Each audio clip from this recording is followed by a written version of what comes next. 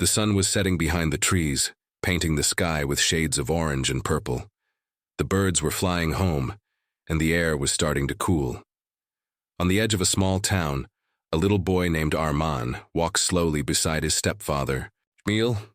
Arman was only 9 years old, and his right leg was weak since birth, so he walked with a slight limp. But he didn't complain. He never did. Arman was a quiet, kind-hearted boy. He had lost his father when he was just a baby. Since then, life had never been the same. His mother, Shabana, had married Jamil a few years ago, thinking she was giving her son a new father. But Jamil was not kind. He didn't like Arman and treated him like a burden. At home, Jamil often shouted at Shabana and ignored Arman completely. That evening, Jamil suddenly said, "Arman, let's go for a walk." "It's a nice evening." Arman was surprised but happy. His stepfather never invited him for anything. He thought, maybe Jamil was finally trying to be nice. He put on his sandals and followed Jamil quietly. They walked past the town's last street, into the empty fields, and then toward the dense forest. Arman's limp made it hard to walk fast, but he tried to keep up. "Where are we going, Uncle?" Arman asked softly. "Just a little further," Jamil said without looking at him. The trees became taller and the path narrower. It was quiet, too quiet. About 100 meters behind them, Zayan, a billionaire from the city, was driving through the countryside in his black SUV. He was on his way to a private farmhouse he had recently bought. As he passed by, something caught his eye: an older man and a limping child walking into the forest. It looked strange. Why is a child going into the woods so late? Zayan thought. He slowed down his car and decided to quietly follow, staying far enough behind so they wouldn't notice him. Back in the forest, Jamil stopped walking. They had reached a small clearing surrounded by trees. "Wait here," Jamil said, handing Arman a half-filled water bottle. "I'll be back soon." Arman looked up at him. "Where are you going?" "I need to get something from the town," Jamil said with a fake smile. "Just wait here, okay?"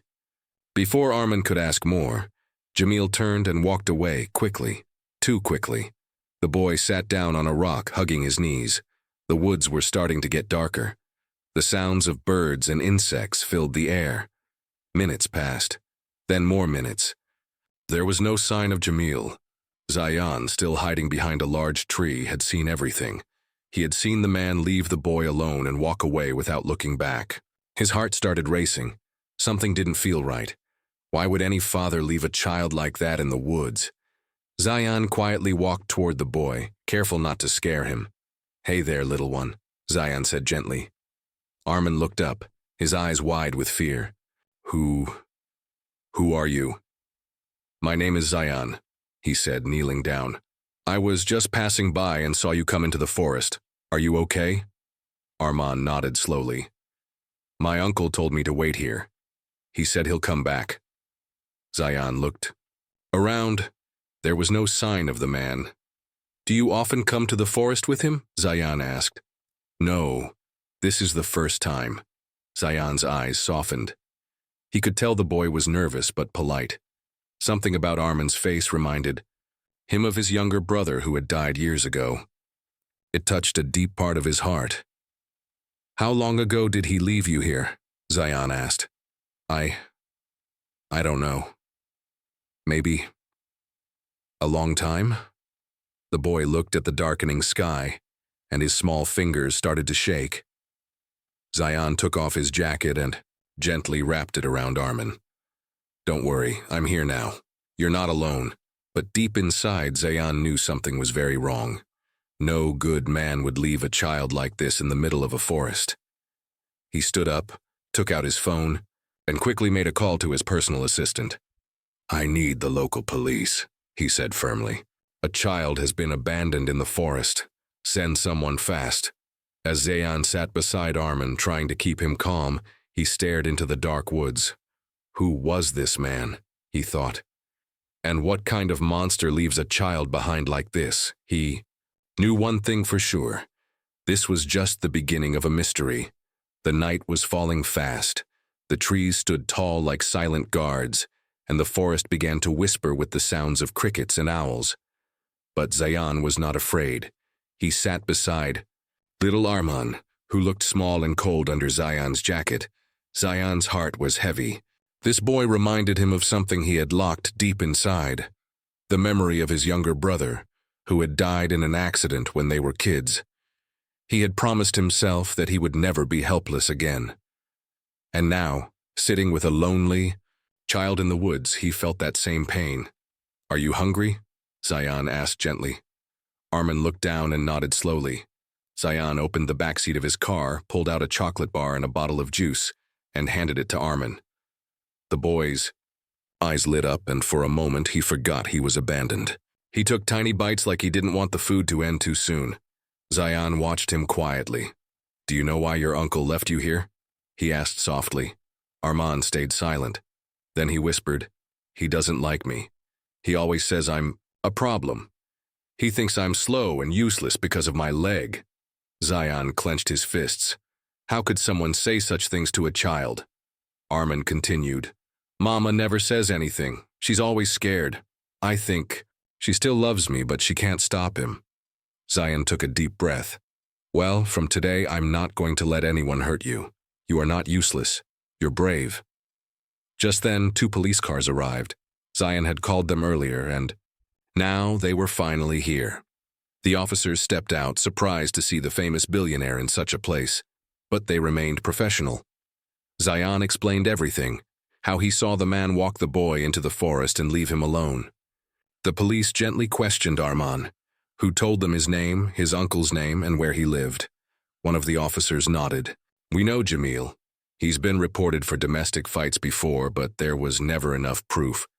This time he went too far." They promised to look into it and help Arman's mother too. But Zayan wasn't satisfied. As the officers got back into their cars, he turned to one of them and said, "Until this boy is safe, I want him to stay with me. I'll take care of everything." The officer raised an eyebrow. "Are you sure, sir? That's not easy. I've made harder choices in my life," Zayan said firmly, "and this is the right one." Later that night, Arman sat quietly in the warm guest room of Zayan's mansion. He looked around at the soft bed, the clean bathroom, and the shiny floor. It was nothing like his old home, where he had only one thin blanket and broken tiles. Under his feet, Zayan walked in with a cup of warm milk. "You don't have to be scared here," he said. "You're safe now." Arman looked up. "Why are you helping me? You don't even know me." Zayan smiled gently. "Because someone should have helped me when I was your age, but no one did, so now I help others." Arman held the cup with both hands and nodded. "Thank you, sir." Zayan sat beside him. "You can call me Zayan." For the first time in a long while, Arman smiled. The next morning, Zayan received a call from the police. "Sir, we found Jamil. He was trying to leave town. He admitted to everything. We've also spoken to the boy's mother. She's in a terrible state and wants to see her son." Zayan's face turned serious. "Is she safe from that man now?" "Yes, we're taking her to a shelter until things are sorted." Zayan looked at Arman, who was playing with a small toy car in the living room. "I'll bring him to see her soon."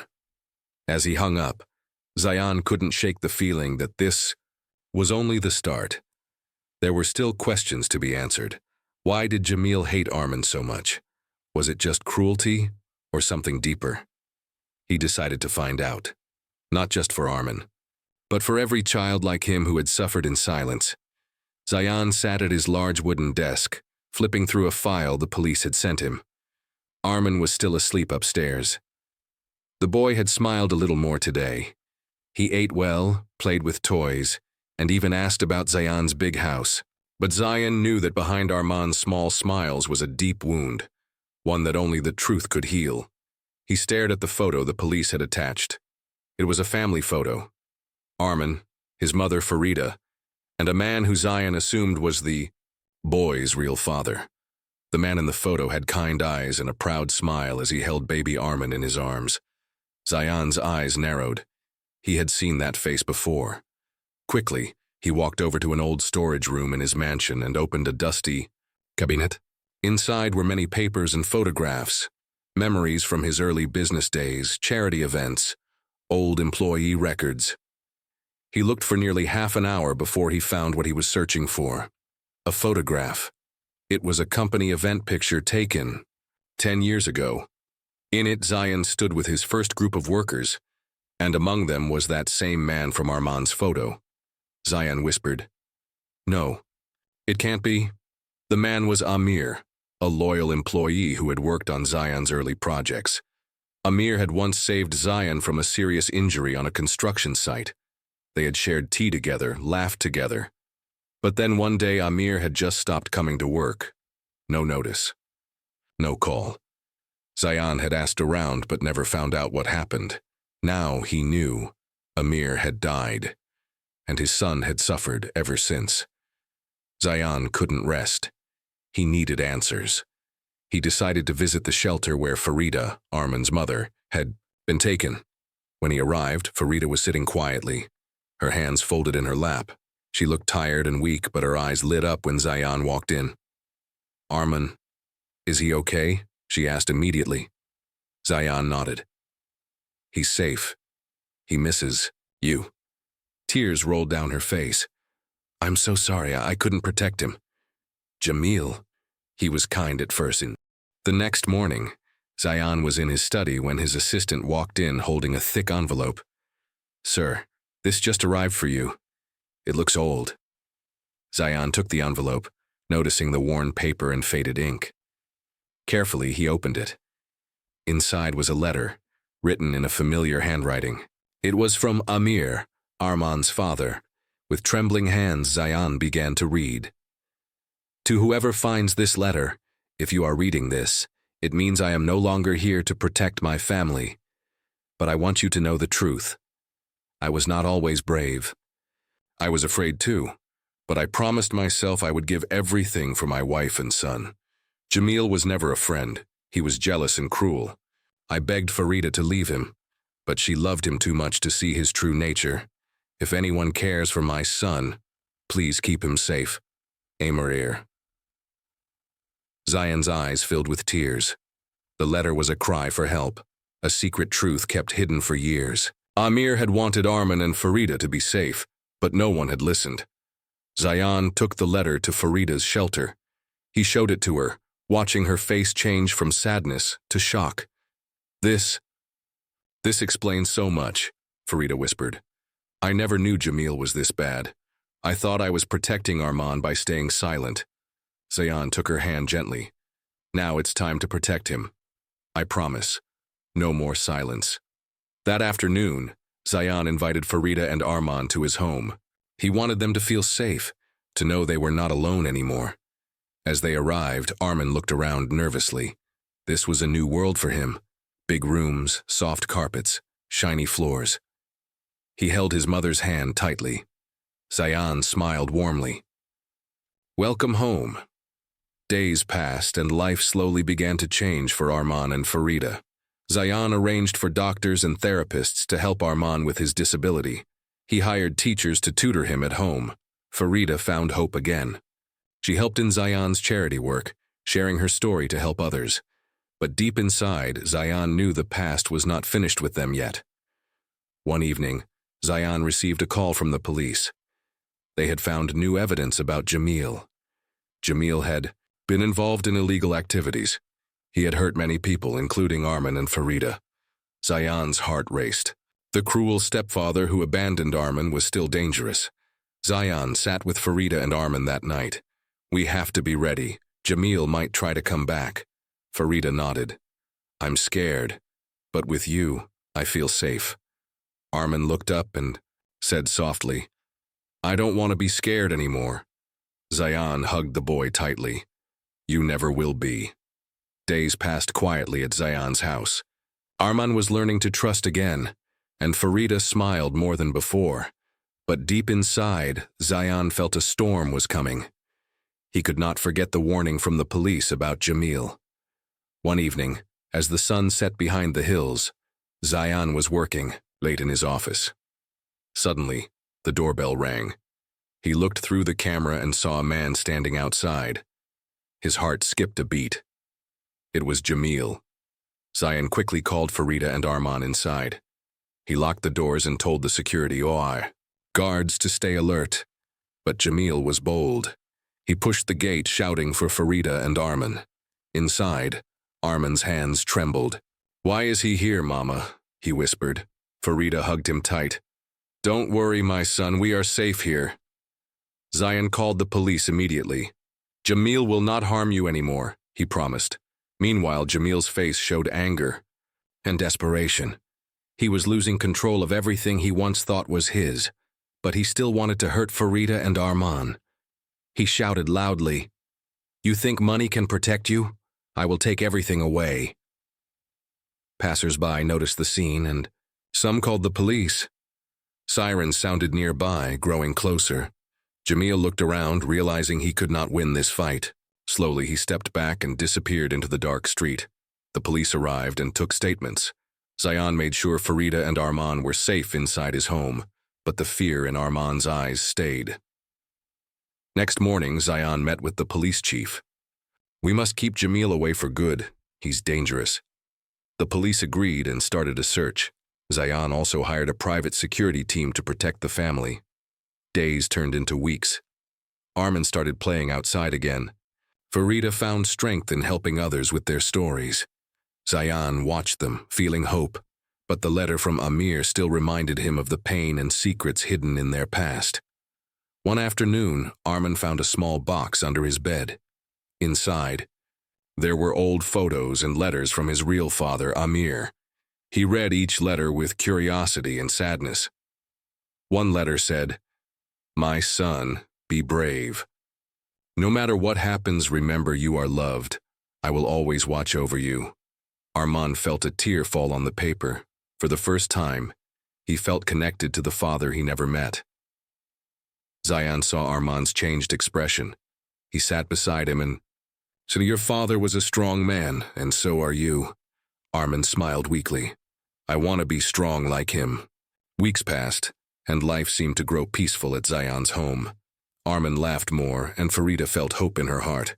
But one evening, just as the sun was setting, the calm was broken. A car stopped outside the gate. Zayan was surprised.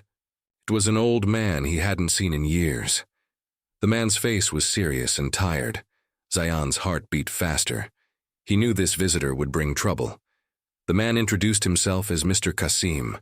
He was once Zayan's closest friend and business partner. But they had a painful fight years ago, and Mr. Qasim disappeared. "Zayan, I have something important to tell you," Mr. Qasim said quietly. Zayan invited him inside. They sat in the living room, the air heavy with old memories. Mr. Qasim looked at Arman and Farida with sympathy. "I have been watching from far away. Your past is not as simple as you think." Zayan frowned. "What do you mean?" Mr. Qasim took out a small envelope and handed it to Zayan. "This contains truth about your family and about the boy." Zayan's hands shook as he opened it. Inside were papers and photos that showed a secret from Zayan's own childhood. A secret that connected him to Arman's real father, Amir. Zayan read slowly. It said that Amir and Zayan's father were brothers. This meant Arman was Zayan's nephew. Shock filled the room. Zayan's mind raced. How had no one told him this? Before Mr. Qasim continued, "Your family hid this secret to protect you both, but now the truth must come out." Zayan felt torn. He loved Arman and Farida like family, but this secret made everything more complicated. That night, Zayan couldn't sleep. He thought about the boy who had suffered so much and the woman who protected him. He promised himself that no secret or past pain would break their new family apart. The next day, Zayan sat with Farida and told her everything he had learned. Tears filled her eyes, but she smiled. "We are still family," she said, "and together we will face whatever comes." But far away, someone else was watching. Jamil was angry and desperate. He had heard rumors about Zayan's past and wanted to use this secret against him. The tension in the air was thick as Zayan prepared to face his past. He knew Jamil was waiting for a chance to harm Arman and Farida. But Zayan was no longer alone. He had love, truth, and courage on his side. Early morning, Zion called a meeting with his closest friends and family. He wanted to reveal everything. The secret about Arman, their family ties, and the cruelty of Jamil. He began calmly, "Arman is my nephew. His father was my uncle, and I only just found out. I promised to protect him and Farida." Many were shocked, but all were moved by Zion's words. They saw the truth and felt the pain Arman had gone through. Meanwhile, Jamil, filled with anger, tried to spread lies to ruin Zion's reputation. But no one believed him. Zion's honesty and kindness had won hearts. One evening, Jamil came to confront Zion, but this time, Zion stood strong. "You can't hide your cruelty anymore, Jamil. We will not let you hurt Arman again." Jamil left, defeated. The police got involved because of past complaints about Jamil's behavior. Justice started to take its course. Days passed, and peace returned. Arman smiled freely, playing in the garden. Farida felt safe for the first time in years. Zion took Arman and Farida on a trip to a beautiful place, promising them a new life filled with hope and love. As they watched the sun set, together Zion whispered, "We are family now.